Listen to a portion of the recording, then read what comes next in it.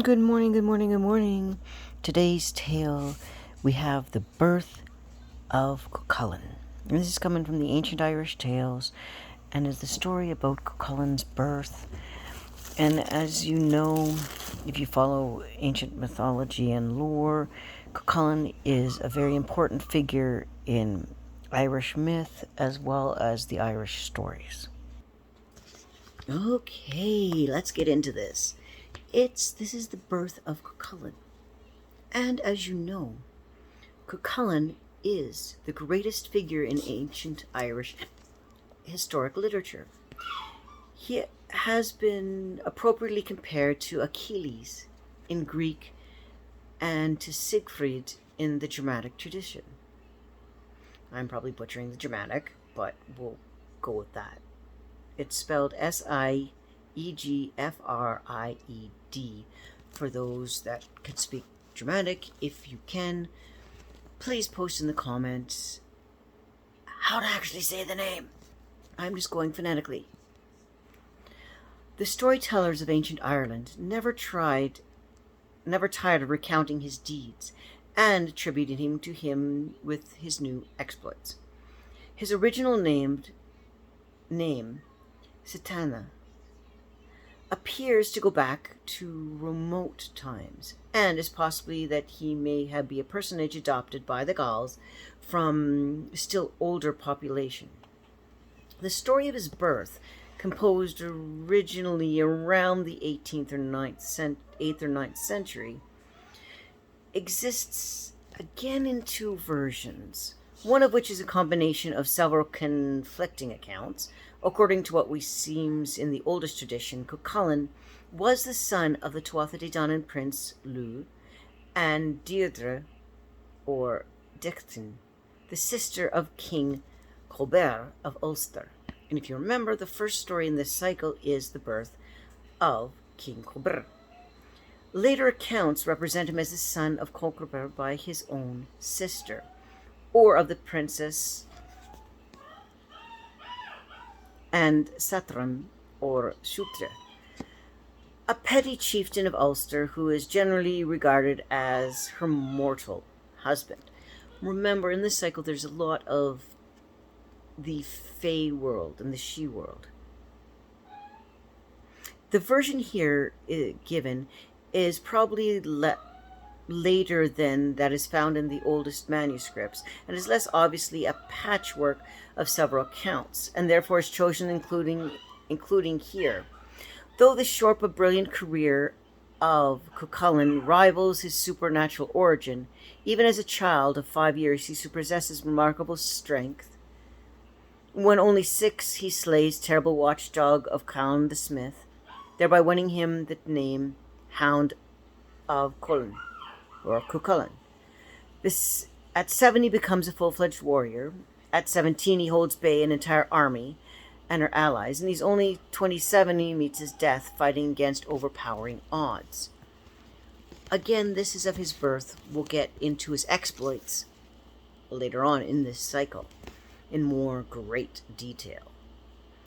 Dithris, again, this is an older version than the other ones, and probably more along what they would have found archaeologically and historically. Deirdre, the sister of King Colbert of Ulster, went along with 50 of other maidens upon elopement without the knowledge of the Ulstermen of Colbert. No track nor trace of them was found, and the Ulstermen were seeking them to the end of 3 years. Dictri and her attendant maidens came then in the form of a bird flock to the plain about Erinmacha and destroyed the vegetation, so that they did not leave even the roots of the grass in the ground. That thing was great because the vexation of the Ulstermen. Now you got to remember, back in pre-Christian and even medieval warfare, when you went into a land that you wanted to take over, one of the first things you did was burn the fields so they couldn't get food. So this is very typical. And then, of course, if you won, you grew the crops again because the rich nitrates of the ash and everything like that. They accordingly harnessed 9 chariots for the hunting of the birds, and the bird hunting was a custom of theirs. Among the hunting party was Concobar and Fergus, Macrog and Arwin and Balti, Hopster and Burchu. The birds went before them southward across Sidthart over the ford of Lithen and the ford of Garak and over the plain of Gorsar between the men of Rose and the men of Adra. Night then overtook them, and while the bird flock escaped, so they unharnessed their chariots. Fergus went in search of lodging, and he came upon a small new house, wherein he found a married couple. They welcomed him and offered him food, and he would not accept their hospitality because his companions were still abroad without shelter. "Come thou with thy companions into the house, and be welcome to you all," the married couple said. Fergus upon went out to his companions and brought them in, both men and horses, so that they were all in the house, which had suddenly become large and magnificent. Then Bruki went out to be heard, and he heard Kundorl. And Kundorl was a harper, a very famous one, of the Sidhe. He heard the sound of the wistfully Sidhe music, and he did not know what that it meant. He went towards the sound until he came upon a great fair, adorned house before him. He approached the door, and on looking in, beheld the master of the house. "Come in, O Burchu," he said. "Why thus standest thou outside?" "Welcome indeed," said a woman who stood beside the master of the house.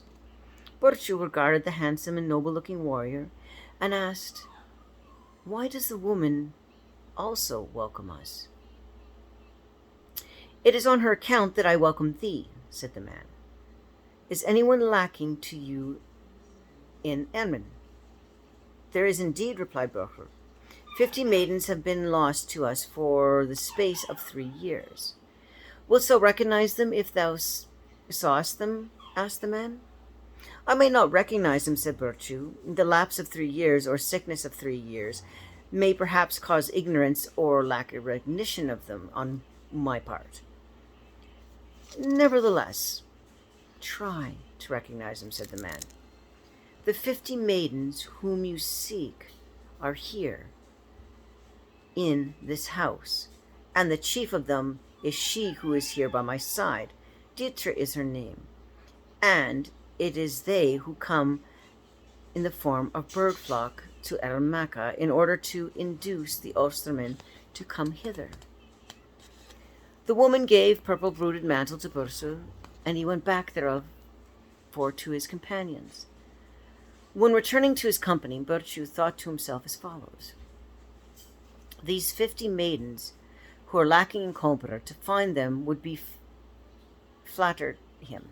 Therefore I will conceal from him that I have found his sister, and with her attendants will I only say that I have found a house, and accompanied lovely women therein." When Burchu arrived, Concobar asked him for news.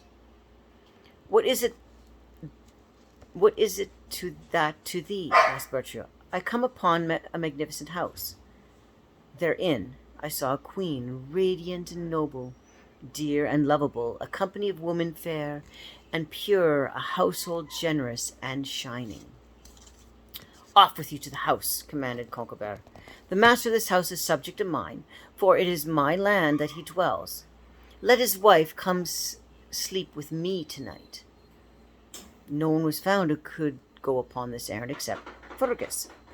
He went to spoke this message, and he was welcomed by the woman and came from him.